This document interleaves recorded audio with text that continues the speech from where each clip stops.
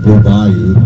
It's recorded by Linda Ronstadt. It was written, not many people know, by Roy Orbison and Joe Melson. Joe used to work over at the Frost Top, fixing up grilled cheese sandwiches. He got a job as a songwriter in Nashville, so he teamed up with Roy. They both wore sunglasses all the time, so we kind of hit it off. And Linda picked up on the song, and we thought we'd do it.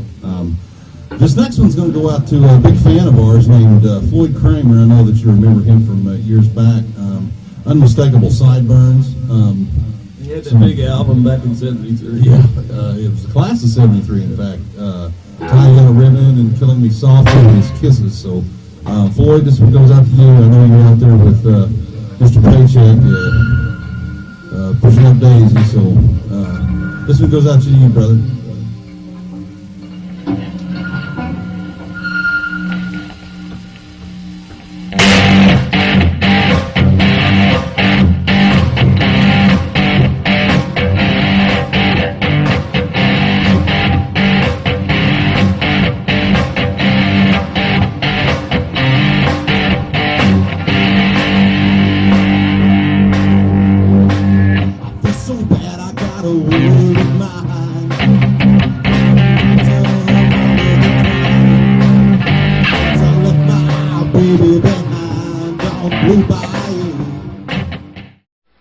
Hey, it's Rick here, and welcome back to Cooking with Ricky Allen. Today, we're going to can some beets, and these are out of the garden, so if you've been watching the garden updates on the RC Industry channel, you'll know that we were talking about going to can some beets. We're also going to can carrots and make some pickles, but that'll be for another episode. So, we've got our beets, and I got them out of the garden, and I've already cleaned them, and I just rinsed them off to get the dirt and stuff off of them. And so we're going to get those prepped. Those will go into this boiling water. Once it's boiling, let's go ahead and get it turned on. Oh, there we go. And then we'll simmer them for, well, we'll read the directions. So then we're going to hot pack them into some jars. Then we're going to put them in the pressure canner with a quart of water in the bottom of it. Okay. And then we will follow this chart. Now it says in here, and this book is from like 1932 or something, but this is the one I like to use.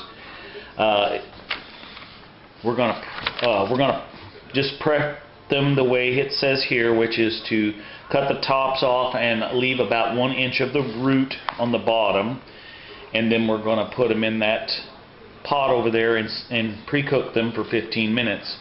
And then what happens is we're going to take them out of that boiling water or that simmering water once we throw them in there, and we're going to have a sink full of cold water. So we're going to do them a lot like you do tomatoes. We're going to throw them in there, and then you'll be able to scrape all of this outer skin right off, and at that point we'll cut the tops off and we'll cut the taproot off. Now the reason we're going to cut these across here and leave part of this and leave part of the root is it helps preserve the beet color.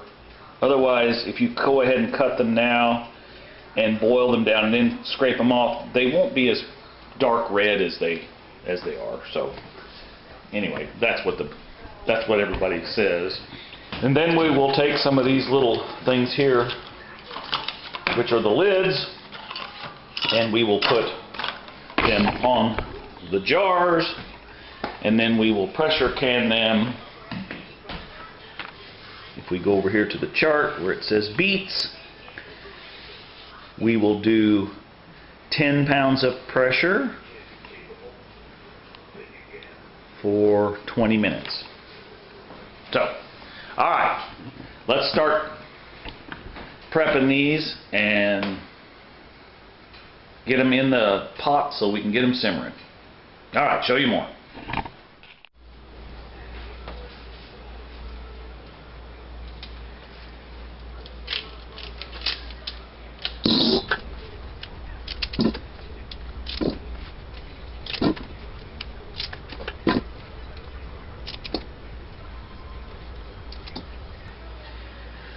Now, some of you might think that these little ones are not worth it, but when we go to put these in the jars, these ones don't get sliced, but these bigger ones will get sliced. So.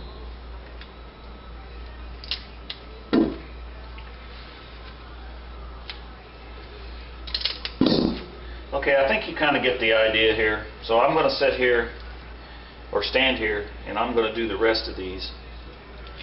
And then we'll get ready to put them in the water. All right, show you more. Okay, our water's boiling. So we're going to, I don't want to just dump these in here because I don't want it to splash and run all over everything. So we're just going to kind of drop them down in there.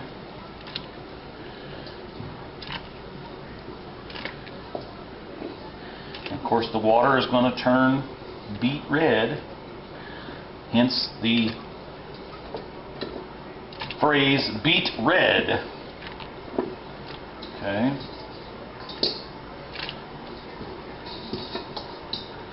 Whew. And of course, like I said, these were rinsed off last night and stuck in the refrigerator, so they're still going to be a little dirty. So you'll have a little bit of sludge down in there, but not a whole lot. So, okay, we're going to let these simmer for 15 minutes, and then we're going to dump them in the sink of cold water. All right, show you more.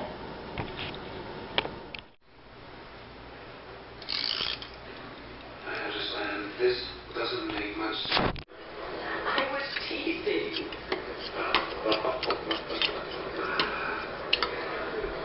Her father passed. We live across the way, of course. Drawing a photo takes you on a wild ride along. I want your bang, bang. A brand new car has been representing the Seventh Valley in about 3 years. And he's got a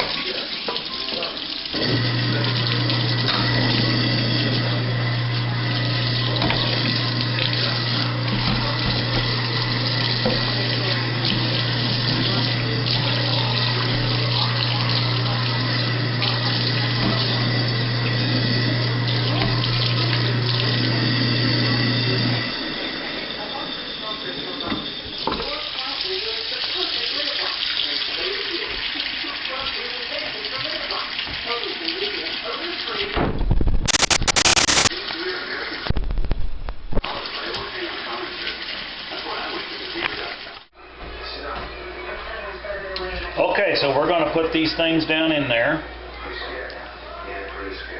and then we're going to put some ice in on top of them. That'll just help cool them down quicker.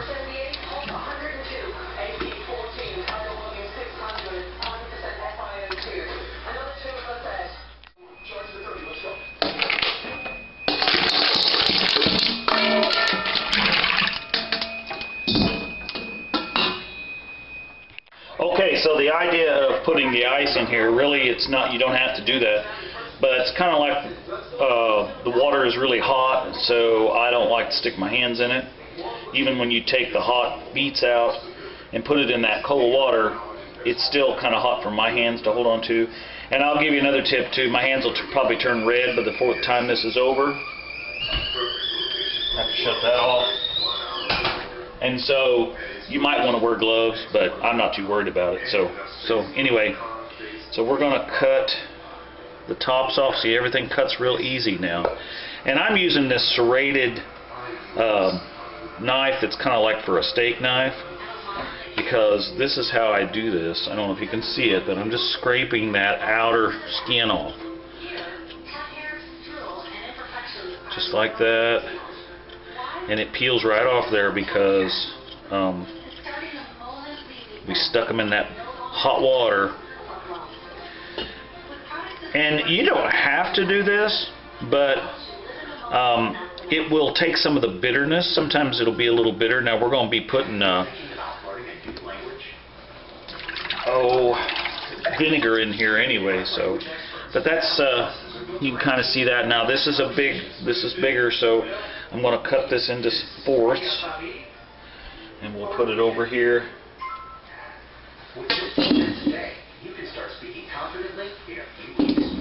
Okay, so you kind of get the idea. So I'm going to sit here And I'm going to do the rest of these and get these scraped and put into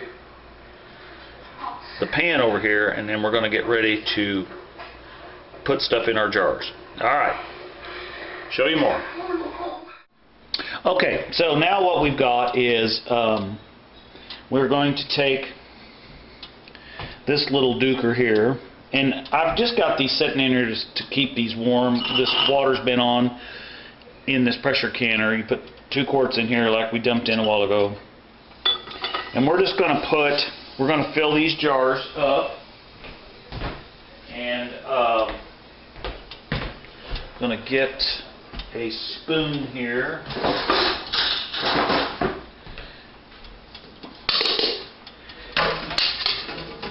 And we're going to put these things down in there. Whoops, that one's actually a little big. Okay. Put him in there like that. Well, that's a little big too. Alright, let's do it that way.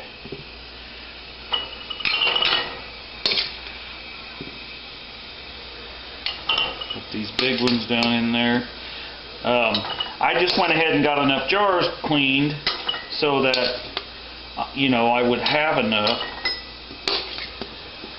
It's better to have too many jars and lids ready than to get down to the last thing and find out you're a jar short, and then you have to rush around and clean all that. So we're going to get about 3 jars. Not a whole lot. I'm the only one that eats these, and I don't eat them that often, but there's times that I really like them. So, oops. So we're just going to go ahead and fill these up, and these jars are warm. This fruit, or these beets, are fairly warm, even though we had the ice in them and all that. But you got to remember, they were coming out of boiling water. And I'll just take that out of there. This seems to be working fine without that.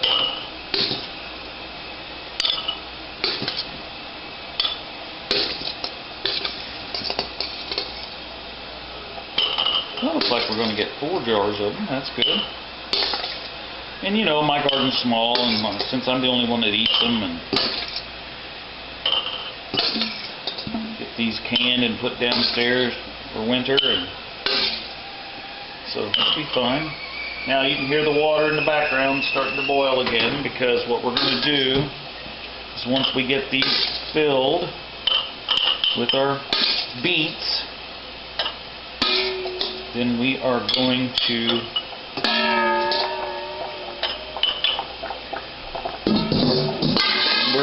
put in some vinegar, and we're going to put in some salt. Now we're going to put in vinegar at the rate of 1 tablespoon. So what I did was I took my tablespoon and I measured it out, and you can see in there how much it is. So we're going to do, there goes 1, and we're going to, I just know where, I can see the little lines in here. So there's 2, 3, and 4, okay? Then we're going to put the salt in at 1 teaspoon for every pint, and these are pint jars.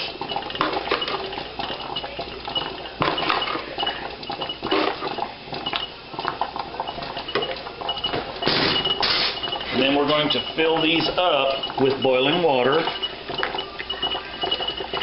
to about, I don't know, right up to that bottom rim, so maybe 3/8 of an inch from the top. Something like that. I'm sure there's an exact measurement. Okay. And then what we're going to do, we're going to pull these jars out. I'm going to back you up here a little bit so you can see what I'm doing. Just like that. And we're going to pull this jar out. And we're going to put a lid and a ring on it. These are the rings. And you saw me put the lids in to get them nice and hot a while ago. I brought them to a boil. So we're going to set this up out of here, just like that. And we are going to put a lid on here, just like that. And then we're going to put a ring on here, just like that. Tighten it down. Stick him back in the pan.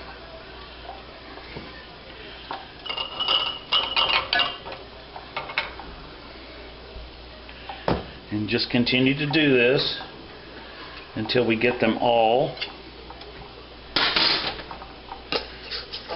lidded up. Alright, I'm going to finish this and then I'll show you more. Okay, so we got that put on there, or I got the lids all put on there, and we're going to put the top on the canner. There's a little arrow here and there's a little arrow in the front, and so we're going to set this lid down on there. We're going to pull it shut. Now as it starts building up pressure in there, this little doogie whopper here is going to pop up and seal. Okay, and once that does, then the pressure on the front of this gauge will go up to 10. And, oh, well, that was 5. Let me get you adjusted where you can see it. So it's going to go up to 10, and we're going to let it do its thing at 10 pounds for 20 minutes. Alright, show you more. Okay, as you can see, it's beginning to rise. We're up 5 pounds. So we're going to get that up to 10, and I was incorrect. We're going to do 10 pounds for 25 minutes on a pint jar. Okay? So, we're going to let that get up to 10, and then we're going to set the timer. And one thing that we didn't talk about, on these jars, whenever you're canning, obviously jars get reused, or I reuse mine, you always run your finger across the top to make sure that this surface is smooth, because otherwise your lid won't seal. So, alright, so I'm going to, and let's talk about safety for this thing too. This pressure canner is a great tool. Otherwise you would have to open bath these for like 3 hours with boiling water. This thing cuts the time down, to 25 minutes. But when you put water under pressure, it makes the water temperature hotter.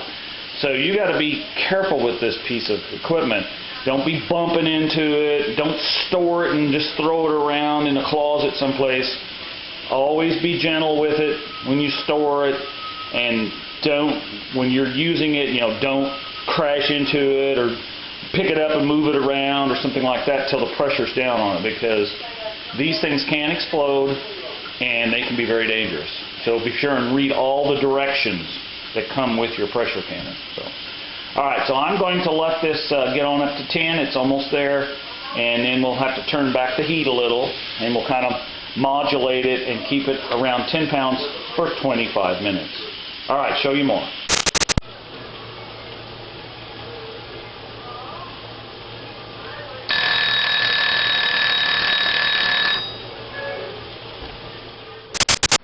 Okay, the pressure is down off of here, and you can tell that by this little center thing is loose. Don't force the pressure out by popping this thing off or something like that. To let it naturally go away. So we're at 0. Top came off. I can tell it's no pressure because the safety is lowered down. So we're going to pop this open, and this will be hot, so be careful with it. And it doesn't look like we lost any jars, so that's a good thing. So we're going to gently lift these up out of here. Now these are going to be really hot, so be careful. We're going to set those up there.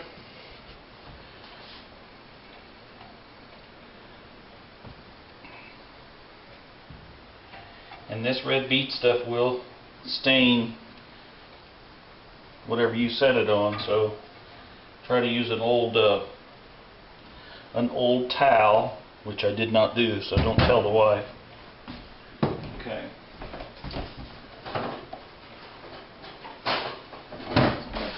Wipe up some of this here.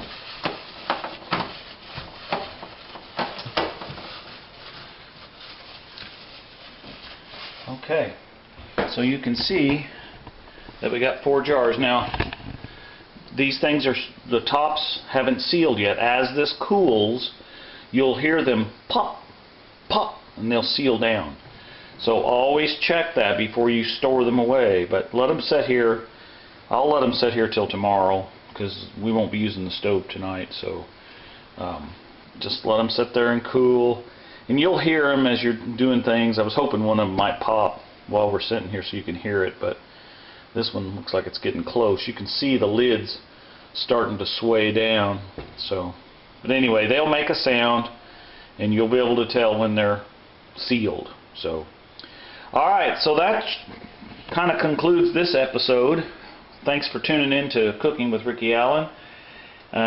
Send us your comments, share the video, and get out there and can.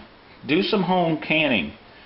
I know what's in this stuff. I grew the vegetables, and I know what I put in them. And I'm not saying that there's bad things in our food, but I know what's in this. I don't know what's in the food that I buy in the store. So, anyway, enough of that said. Enjoy canning. Hope this helped. Bye.